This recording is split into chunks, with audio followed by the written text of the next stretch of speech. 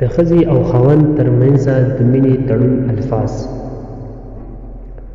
هغه ښځې چې غواړي ژوند یې ښه تیر شي نو دغه چارې دې لازمي عملي کړي، او نارینه هم باید خپلو میرمنو ته همداسې متقابل احترام ولري، نو به کورني مشکلات ټول حل او فصل شي. د میړه څخه حیا کول، د امر اطاعت کول، د هغه د خبرو په وخت کې چوپ پاتې کېدل، د هغه د راتګ په وخت کې د مینې او احترام په ډول ورته ولاړېدل، په کوم څه چې هغه خفه کېږي ځان ساتل، د وتلو په وخت کې ورسره ولاړېدل، د هغه د ویدېدلو په وخت کې ځان ورته حاضرول،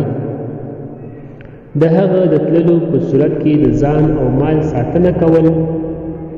ځان پاک او خوشبویه ساتل، د میړه د سفر په وخت کې سینګار او زینت پرېښودل، په یوه لوښي کې خوراک ورسره کول، د هغه د قریبانو او دوستانو احترام کول، د هغه لږ څه په ډېر څه باندې منل، د وس او تاوان څخه پورته فرمایشات او غوښتنې نه کول. نو قدرمنو خویندو،